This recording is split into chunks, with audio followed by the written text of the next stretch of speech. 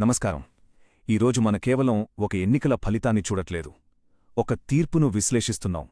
ప్రతి ఓటు వెనక ఒక కథ ఉంటుంది, ప్రతి సంఖ్య వెనక ఒక సత్యం దాగి ఉంటుంది. షాద్నగర్ ప్రజలు తమ ఆకాంక్షలను, తమ తీర్పును ఈ సంఖ్యల రూపంలో ఎలా చెప్పారో ఇప్పుడు లోతుగా చూద్దాం. ఇది షాద్ నగర్ కథ. ఏదో ఒక నియోజకవర్గం కాదు, దాదాపు 1,90,000 మంది ఓటర్లు తమ భవిష్యత్తుపై తాము వేసుకున్న సంతకం అన్నమాట. వాళ్ల సమిష్టి నిర్ణయమే ఇక్కడే రాజకీయ గమనాన్ని మార్చేసింది. ఆ మార్పుకు కారణాలేంటో ఇప్పుడు చూద్దాం. సరే, మన ముందున్న అసలైన ప్రశ్న ఇదే. వరుసగా 2 సార్లు గెలిచారు, పార్టీ బలంగా ఉంది. అయినా ఒక అభ్యర్థి ఎందుకోడిపోయారు? అంత పటిష్టంగా కనిపించిన ఒక రాజకీయ కోటలో పగుళ్లు ఎక్కడ మొదలయ్యాయి? ఈ చిక్కుముడిని విప్పుదాం రండి. ఏ విశ్లేషణకైనా పునాది అక్కడి ప్రజలు, వాళ్ల నేల. అక్కడి మట్టి వాసన తెలియకుండా మనం దేన్నీ అర్థం చేసుకోలేం. సో ఫస్ట్ మనం షాద్నగర్ సామాజిక, భౌగోళిక పరిస్థితుల్ని అర్థం చేసుకుందాం. ఓకే, ఈ షాద్నగర్ ఎక్కడుంది? ఇది రంగారెడ్డి జిల్లాలో మహబూబ్ నగర్ లోక్సభ స్థానం కిందకి వస్తుంది. ఇందులో మనకి ఫరూక్ నగర్, కొండూర్గ్, కొత్తూర్ ఇలా మొత్తం 6 కీలక మండలాలున్నాయి. ఈ భౌగోళిక నిర్మాణమే తమ రాజకీయాలను శాసిస్తుంది అన్నమాట. ఇక ఇక్కడి సామాజిక స్వరూపం చూస్తే ఈ నియోజకవర్గంలో సగానికన్నా ఎక్కువ, అంటే దాదాపు 56% వెనుకబడిన తరగతుల వారే. వాళ్ల తరువాత ఎస్సీ, ఇతర వర్గాలు బలంగా ఉన్నాయి. అంటే ఇక్కడ బీసీ ఓటు బ్యాంకే డిసైడింగ్ ఫ్యాక్టర్. వాళ్ల ఓట్లు ఎటు పడితే గెలుపు అటువైపే ఉంటుంది. ఇక్కడి ప్రజల జీవనాధారం వ్యవసాయం. కాని అదే ఇప్పుడు పెద్ద సంక్షోభంలో ఉంది. అటు యువతకు ఉద్యోగాలు లేవు, ఇటు తాగడానికి నీళ్లు లేవు. ఏళ్ల తరబడి ఇదే పరిస్థితి. ఈ సమస్యలన్నీ కలిసి పాలకపక్షంపై తీవ్రమైన వ్యతిరేకతను పెంచాయి. సరే, ఇప్పటిదాకా మనం పరిస్థితుల గురించి మాట్లాడుకున్నాం. ఇప్పుడు సంఖ్యలేం చెబుతున్నాయో చూద్దాం. క్షేత్రస్థాయి వాస్తవాలు డేటా రూపంలో మనకు ఎలాంటి సంకేతాలిస్తున్నాయో పరిశీలిద్దాం. గెలుపోటముల మధ్య తేడా జస్ట్ 3.6%. చాలా తక్కువ మార్జిన్. అంటే ఏంటి? కొద్దిమంది ఓటర్ల మూడ్ మారినా సరే ఫలితం మొత్తం తలకిందులయ్యేంత టఫ్ ఫైట్ జరిగిందన్నమాట. ప్రతి ఒక్క ఓటు విలువ ఏంటో ఈ సంఖ్య మనకు చూపిస్తుంది. ఈ పోరులో ఇద్దరూ ముఖాముఖి తలపడ్డారు. ఒకవైపు బీఆర్ఎస్ పార్టీ తరఫున 2 సార్లు గెలిచిన సిట్టింగ్ ఎమ్మెల్యే, ఆయనకు పార్టీ బలముంది. మరోవైపు కాంగ్రెస్ నుంచి వచ్చిన ఛాలెంజర్, ఆయనకు ప్రజల్లో మంచి పేరు, బలమైన సంబంధాలున్నాయి. సో ఒకరిది పార్టీ బలం, ఇంకొకరిది ప్రజాబలం అని చెప్పొచ్చు.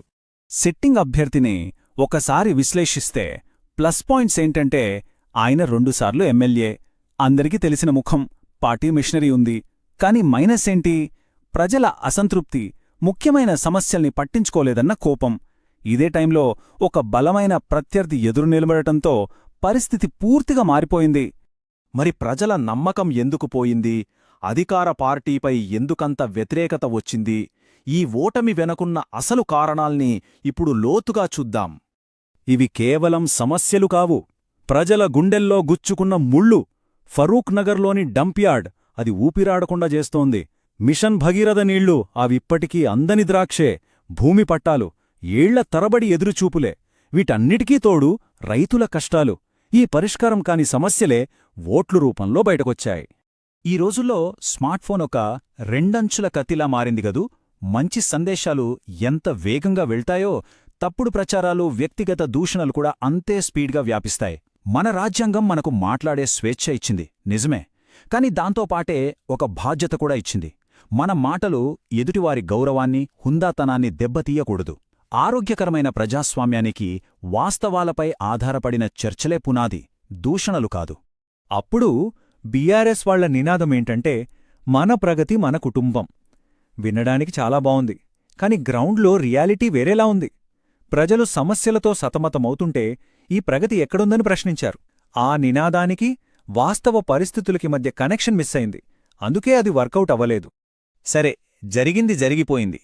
ఇప్పుడు పరిష్కారమేంటి? కోల్పోయిన నమ్మకాన్ని మళ్లీ ఎలా సంపాదించాలి? దానికి కావాల్సిన ఒక స్పష్టమైన బ్లూప్రింట్ ఏంటో ఇప్పుడు చూద్దాం. కొత్త నాయకత్వం చేపట్టేవారు వెంటనే దృష్టి పెట్టాల్సిన 3 పనులు ఇవి. నెంబర్ 1, ఆ డంప్యార్డ్ సమస్యని వెంటనే పరిష్కరించాలి. నెంబర్ 2, మిషన్ భగీరథను 100% పూర్తి చేయాలి. నెంబర్ 3, భూమి పట్టాల పంపిణీని స్పీడప్ చేయాలి. ఈ 3 పనులు చేస్తే ప్రజల్లో ప్రభుత్వంపై ఒక నమ్మకం మొదలవుతుంది. ఇక పార్టీని మళ్లీ బలోపేతం చేయాలంటే ఒక 4 అంచెల ప్రణాళిక అవసరం. 1. నాయకులు ప్రజలకు అందుబాటులో ఉండాలి. ప్రతి మండలంలో ప్రజాదర్బార్ లాంటివి పెట్టాలి. 2. పార్టీ కోసం కష్టపడి ఇప్పుడు సైలెంట్ అయిపోయిన కార్యకర్తల్ని గుర్తించి మళ్లీ యాక్టివేట్ చెయ్యాలి. 3. పార్టీలో ఉన్న గ్రూపుల్ని కూర్చోబెట్టి మాట్లాడాలి. ఓట్లు చీలకుండా చూసుకోవాలి. 4. ప్రచార తీరు మార్చాలి. మాటలు కాదు, ఇంటింటికి సేవ అనే కొత్త నినాదంతో ముందుకు వెళ్ళాలి. ఆధునిక ప్రచారాల్లో ఓటర్ల డేటాను వాడటం కామన్ అయిపోయింది. కాని ఇక్కడే మనం చాలా జాగ్రత్తగా ఉండాలి. ఓటర్ల వ్యక్తిగత గోప్యతకు మనం అత్యంత విలువివ్వాలి. భారతదేశం కొత్తగా తీసుకొచ్చిన డిజిటల్ డేటా ప్రొటెక్షన్ చట్టం కూడా ఇదే చెబుతోంది. ఎవరి సమాచారాన్నైనా వాడాలంటే వాళ్ల అనుమతి తప్పనిసరి. ఆ అనుమతి లేకుండా వారి డేటాను ఉపయోగించడమంటే వారి నమ్మకాన్ని ఉల్లంఘించడమే, చట్టాన్ని కూడా. ఇప్పటిదాకా మనం చూసిన డేటా, విశ్లేషణ, క్షేత్రస్థాయి వాస్తవాలు వీటన్నింటినీ క్రోడీకరిస్తే మనం ఒకే ఒక్క అత్యంత కీలకమైన సిఫార్సుకు వస్తాం. ఇది చాలా కఠినమైన నిర్ణయం కావచ్చు, కాని తప్పదు. మా సిఫార్సు చాలా స్పష్టంగా ఉంది. కొత్త అభ్యర్థిని నిలబెట్టండి. అవును, ఓటమి మార్జిన్ చిన్నదే కావచ్చు, కాని ప్రజల్లో పేరుకుపోయిన వ్యతిరేకత చాలా పెద్దది. అదే అభ్యర్థితో మళ్లీ వెళ్తే ఫలితం మారే అవకాశాలు తక్కువ. ఒక కొత్త మొహం మార్పుకు సంకేతం, ప్రజల్లో ఒక కొత్త ఆశను రేకెత్తిస్తుంది. అయితే ఈ విశ్లేషణను ఒక ప్రశ్నతో ముగిద్దాం. కేవలం అభ్యర్థిని మార్చినంత మాత్రాన సరిపోతుందా, లేక వ్యవస్థలోనే మార్పులు రావాలా? ఇది కేవలం షాద్నగర్కే పరిమితమైన ప్రశ్న కాదు. ప్రతి నాయకుడు, ప్రతి పార్టీ తమను తాము వేసుకోవాల్సిన ప్రశ్న ఇది.